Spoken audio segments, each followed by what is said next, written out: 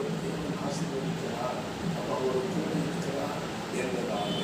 அதே மாதிரி தான் உங்களுக்கு சுற்றி இருக்கிறவங்க, கூட வேலை பார்க்குறவங்க, சுற்றி இருந்து வியாபாரம் செய்கிறவங்க, நீங்கள் இருக்கிற இடத்துல மற்றவங்க உங்களை பார்க்கும்போது உங்களுக்கு ஒரு விசேஷமான காரியம் இருக்குது. நீங்கள் தேவனால் ஆசீர்வதிக்கப்பட்டவங்க, நீங்கள் செய்ததெல்லாம் அவர் ஆசீர்வதிக்கிறார் என்று சொல்லும்படியான ஒரு வாழ்க்கை, ஒரு ஆசீர்வாதமான வாழ்க்கை ஆண்டவர் உங்களுக்கு தருகிறார். அதே மாதிரி கர்த்தர் உங்களை பார்த்து மற்றவர்கள் சொல்லும்படி ஆசீர்வதிப்பார். விசுவாசிக்கிறீங்களா? ஆபிரகாமை ஆசீர்வதித்ததை போல ஆசீர்வதிங்க. என்னை சுற்றிலும் இருக்கிற மக்கள் இவர்களுடைய தேவன் இயேசுவை ஆசீர்வதிக்கிறான்னு சொல்லணும் ஆண்டவரே. அப்படிப்பட்ட ஒரு அனுபவத்தை தாங்க கேளுங்க, அப்படியே ஆண்டவர் ஆசீர்வதிப்பார்.